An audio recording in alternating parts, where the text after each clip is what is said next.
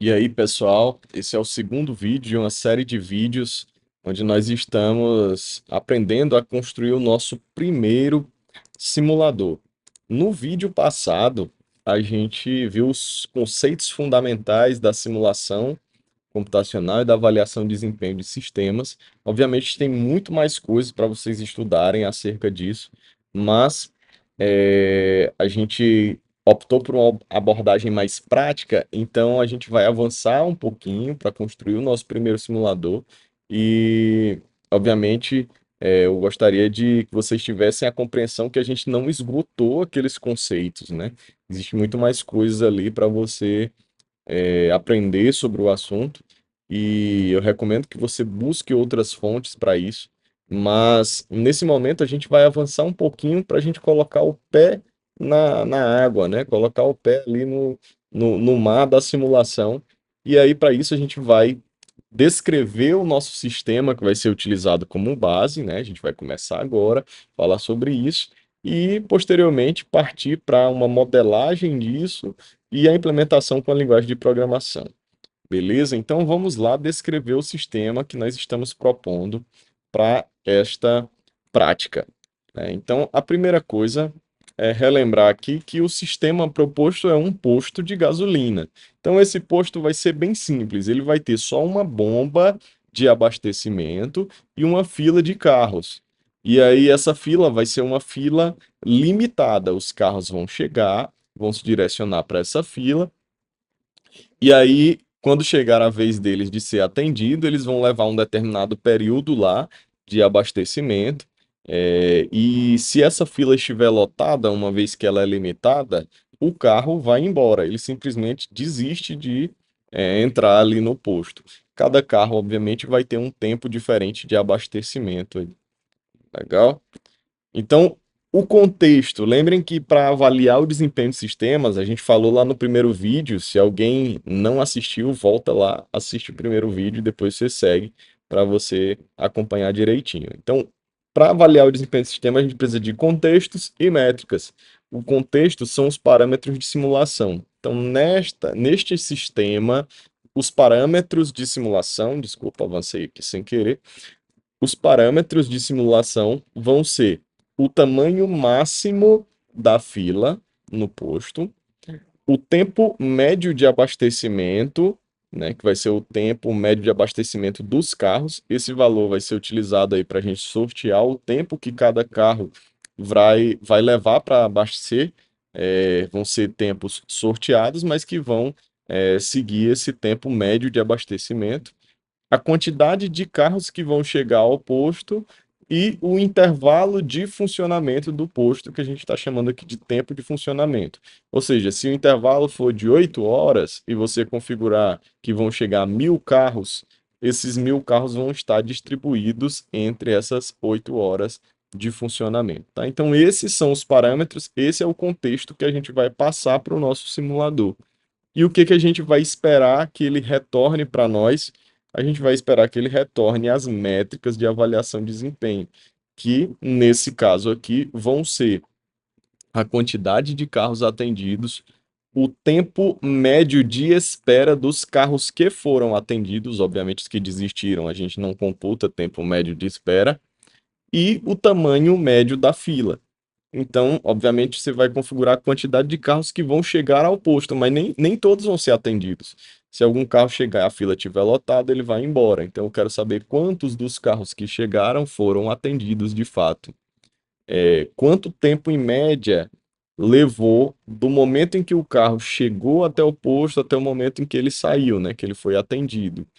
E o tamanho médio da fila, para a gente saber também aí essa informação, beleza? Então, essas são as métricas que a gente quer avaliar dentro do nosso sistema. Posta essa modelagem, obviamente, um sistema bem simples, a gente precisa transformar isso em uma modelagem para uma linguagem de programação. Então, a gente vai fazer isso ainda nesse vídeo e depois a gente parte para codificação desse simulador, beleza? Então vamos lá falar sobre a modelagem desse sistema para uma linguagem de programação, para a gente levar ele para dentro do computador. Então, o sistema, lembrem, o sistema é o que representa aquilo que a gente quer avaliar com suas características. Ele vai ser composto, né, basicamente de quatro classes aqui. Como eu falei para vocês, a programação orientada a objeto ela vem bem a calhar para esse tipo de cenário e até por isso que eu passei esse trabalho de desenvolvimento de um simulador para a turma de programação orientada a objetos da graduação aqui, a qual eu leciono. Então, a gente modelou aqui como orientação a objeto. O sistema ele vai ter o nosso posto, ele vai ter uma fila de carros, ele vai ter uma estação de abastecimento. Basicamente é isso que um sistema que a gente quer avaliar, né? Ele é o posto que tem uma estação de abastecimento e uma fila de carros, uma fila limitada de carros, né? Que tem uma quantidade máxima de carros para essa fila. E nós vamos ter também uma modelagem aqui dos carros que vão chegar ao nosso posto, tá?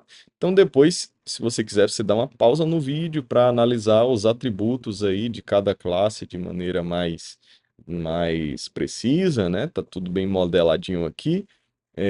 Mas a gente pode destacar alguns aqui, inclusive, né? Por exemplo, o posto, ele possui, obviamente, a estação de atendimento e a fila de carros. A estação de atendimento, ela possui apenas um atributo aqui, que ela pode ser um carro, né? Ou pode ser undefined, ou seja, ela pode ser, esse atributo pode não ter um objeto atribuído a ele, né? O TypeScript é uma linguagem aí no safety, né? Então você precisa especificar quando uma variável poderia receber um undefined ou um null. No caso aqui, a gente acabou considerando que undefined é mais interessante para esse caso. Então a estação ela pode estar atendendo o carro ou não. Então quando tiver vai ter um carro aqui, quando não tiver atendendo ninguém vai ter undefined. A fila de carros vai ter uma lista de carros que vai ser utilizada para implementar essa fila. Lembrando que o TypeScript ele não tem os tipos de fila, etc e tal, e um número que representa o limite aí da nossa fila de carros. Beleza? Os outros atributos vocês podem dar uma pausa aí e verem depois. Bom, vamos adiante, né? Então a gente tem aqui o nosso sistema modelado e, como eu falei para vocês, a gente precisa modelar o sistema e o os eventos, tá? Então, quando a gente estiver na parte de implementação, tá, pessoal? Eu vou voltar para esse diagrama aqui para a gente ir seguindo passo a passo, transformando isso em código, e a gente vai discutir com mais profundidade esses atributos e métodos que foram colocados aí, tá? Então, vamos lá para os eventos. Os eventos desse sistema aqui, eles vão ser o evento de chegada de carro, o evento de chamar um carro da fila para o atendimento, ou seja, a passagem de um carro da fila para o atendimento e o evento de finalizar o atendimento de um carro. Então percebam que todos esses eventos são eventos que alteram o estado do meu sistema. Quando chega um carro, a minha fila aumenta, né? Ou então, se não tiver fila, a minha estação de atendimento, que não tinha ninguém, vai ter alguém. Quando eu chamo um carro da fila de atendimento para a estação, a minha fila diminui. A minha estação que não tinha nenhum carro, agora vai ter um carro. Então, eu estou alterando o estado do meu sistema. E quando eu finalizo o atendimento de um carro, a minha estação, que antes tinha um carro, agora não tem mais nenhum carro. Então, todos os eventos são acontecimentos que fazem com que os atributos, as características do sistema se alterem. Vejam aqui que a gente aproveitou aqui para exemplificar aqui um dos princípios da orientação a objetos, que é justamente a herança, né? Todos esses eventos aqui vão herdar de uma classe evento que possui dois atributos interessantes aqui, que é o timestamp, que é um instante em que aquele evento vai acontecer, e as referências para o sistema e para a máquina de eventos. Por que que a gente precisa dessas referências?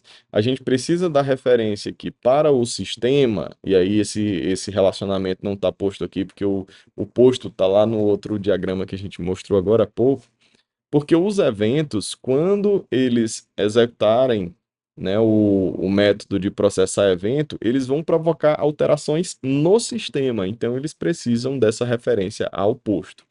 Além disso, como a gente viu, os eventos podem gerar novos eventos, que são controlados por quem? Pela máquina de eventos. Logo, cada evento também precisa ter a referência da máquina de eventos para adicionar esse novo evento lá na máquina.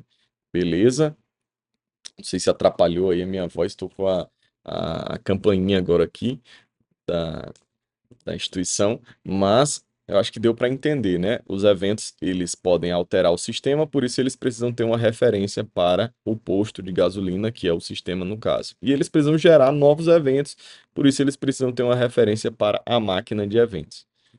Por fim, nós temos aqui a máquina de eventos aqui em cima, que ela tem uma lista de eventos, o instante atual da simulação e ela vai ser responsável por controlar a execução desses eventos. Então, você vai poder adicionar eventos na máquina de eventos com esse método de adicionar evento. E no início, lá para executar a simulação, nós vamos executar esse método de processar eventos, que vai executar esses eventos em sequência de timestamp. Então, percebam que, eventualmente, ao processar um evento, ele pode adicionar mais eventos na máquina. E aí a gente precisa ordenar esses eventos novamente por timestamp para continuar a execução desses eventos seguindo essa ordem de timestamp.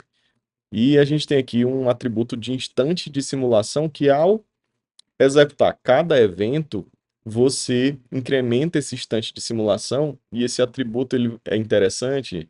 Na hora da implementação, vocês vão ver que para controle nosso mesmo, a gente, a cada execução de evento, atualiza esse instante de simulação e a gente verifica se o novo instante que nós estamos tentando atualizar, ele é igual ou posterior ao instante atual da máquina. E caso não seja, a gente lança um erro ali para a gente detectar, obviamente em tempo de desenvolvimento aí, que por alguma razão nós estamos tentando executar um evento com um timestamp anterior ao da máquina, ou seja, a gente está tentando voltar no tempo, isso não deveria ser possível. Beleza? Então, essa é a descrição aqui dos nossos eventos para implementação. Por fim, nós temos aqui o nosso simulador, né? O nosso simulador, ele vai ter aqui, obviamente, um sistema, que é o posto, a gente vai ter a máquina de eventos e ele vai ter uma simulação que ele vai executar. Então, essa simulação, ela é composta por parâmetros, que é o contexto, e os resultados, que são ali as métricas que a gente extraiu do nosso sistema. Então tá aqui o contexto, como a gente viu, são aqueles parâmetros, estão modelados aqui no parâmetros de simulação, é o tamanho da fila, tempo médio de abastecimento e por aí vai, quantidade de carros, a gente já viu isso, né? E os resultados esperados, a quantidade de carros atendidos, o tempo médio de espera, o tamanho médio da fila. Então aqui é o nosso simulador modelado, bonitinho. Agora a gente vai para a parte do código. Eu sei que vocês estavam querendo ver código, né? Aluno gosta muito de código, cara. Eu não entendo isso. Essa modelagem é mais importante. Mas sem mais enrolação, tá, pessoal? A gente vai para o código, para transformar isso aqui em código, executar essas simulações e ver os resultados que a gente consegue extrair disso aqui. Beleza? Então, próximo vídeo a gente vai para a implementação. Valeu!